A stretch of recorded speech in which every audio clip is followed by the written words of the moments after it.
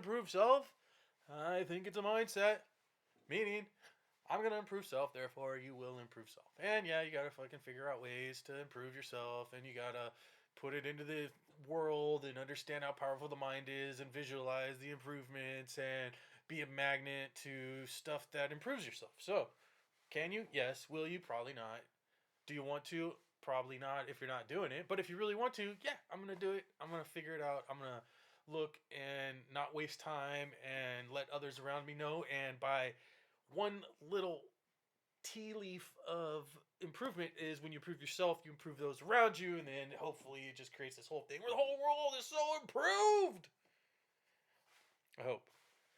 Far fetched dreams, not impossible. Every day, brick by brick. Let's get better. How you gonna do it? Me? Books and movies. Read a good book. This is called Dave Says Well Done, The Common Guy's Guide to Everyday Success by Dave Thomas, the founder of Wendy's Hamburgers. This is considered a business inspirational book. Now, I try to read books like this because I realize the success of the man like Dave Thomas has had, just because Wendy's are everywhere. And he did commercials when I was a kid, and so I wanted to read it, and I like it. It isn't necessarily like a memoir or an autobiography. I guess before this he had written one. He mentions in this book. This is from 1994, and he has, just some good thing. I mean, he goes over, has a whole section on honesty, faith, discipline, and then how implementing those would go right back into your self improvement, being better at business, and part two he goes into treating people right, caring, teamwork, support, and in the third part he goes upward, going for excellence and beyond, motivation, creativity, leadership, um, putting yourself second, responsibility, courage, generosity, and it's good. Is it the greatest thing I've ever read? No. Was it a waste of time? No way whatsoever. And did I learn stuff? Yeah. One of the cool things I didn't know was he actually got his, not his start. I mean, he was adopted, so he would always push for adoptions.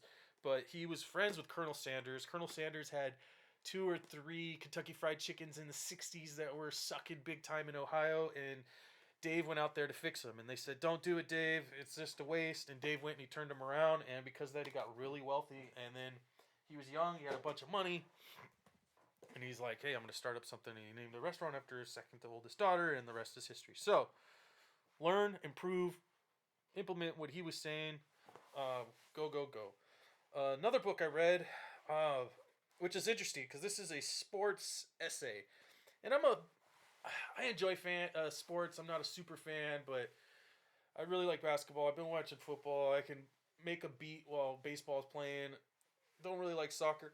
Nothing really else. But this is called String Theory. David Foster Wallace on tennis.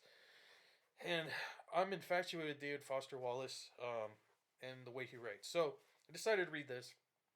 And this is a collection of essays, um, based on tennis, which I'm not really into tennis, so that's what's weird. But it's so well written by such a good writer that it really grabs you and actually makes me want to go see live tennis, is what he pushes.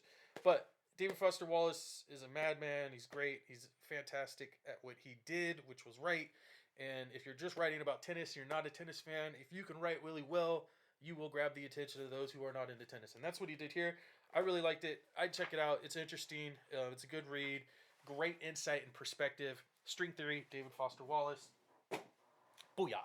And then we saw some movies. I actually saw The Beekeeper, which was obviously still in theaters, starring Jason Statham. And it was really good. It's like a revenge, espionage, fucking murder rampage. I don't know. I liked it. I didn't know what it was going to be. I had some free tickets to the movies, so I went, and it was the thing starting the soonest, and it seemed interesting, and I liked it. I gave it 3.5 stars. Also, I saw um, old 1972 Sweet Sugar. It's like an exploitation film starring the beautiful Phyllis Davis. Um, it's kind of weird. She stars as this girl named Sugar, and technically, I guess she's a fun-loving nympho traveler, and she's in Mexico, and she's like trying to hook up with this dude, and he's like, "Here, smoke this joint first," and then he leaves the room, and the federales come in, and then she goes to prison, and she's at a prison doing like work, and they set up an escape, and it's a woman in prison thriller, right? Action, violence, exploitation, blood, nudity, absurd twists. It was fun. I did actually like it. Sometimes that stuff can be kind of whack, but this was good. So 1972, Sweet Sugar. I would recommend it. This I saw from Vinegar Syndrome on a 2K restored scan from the 35 millimeter intra positive, which I don't know exactly what that means, but it looked great. Let me see here. I also saw this movie from 2013, directed by Amat Escalante, called Heli, and this is kind of like a narco trafficante world. A bunch of stories, probably from the newspaper, fictionalized into one man's life. There's a dude who works at a factory in Huatabampo, and his sister falls in love. She's young. She's dating this dude who's training to be a federale. I guess he finds out where they stash the like seized drugs. He steals it. They know it's him. They fucking raid the house. He hides it in their water tank. They kidnapped Heli, who's her brother, who found it and fucking threw it and burned it or fed it to some yaks or something. Anyway, they fucking torture him. And when I mean torture, I mean torture. They get him and the guy who took it. They fucking light his genitals on fire. Just fucking crazy shit. Behead him. Fucking hang him off a fucking bridge. Really, really well done. This says an intense experience. I definitely would agree with that. Amat Escalante is from Huatabampo and kind of got people from that area to be in the movie, and it's really well done. Indie, Mexico. I would highly suggest it. Heli, Eli from 2013. And I did see that I'm not totally proud of, but I did kind of like The Lost City, starring Sandra Bullock and Channing Tatum. Non-stop fun. It's like a comedy, romance, action, adventure comedy. It's well. I don't know. I thought it was well done. It's PG-13. Sandra Bullock and Channing Tatum have dynamic chemistry in this laugh out loud comedy adventure. Basically, they gotta fucking go through the jungle, and they're not meant for the jungle. But these kind of movies are kind of suck sometimes, and this one I enjoyed. I don't think it's the greatest thing ever, but I enjoyed it more than I thought I would. And that's from 2022. That being said, try your hardest, do your best, read more books, stay humble, stay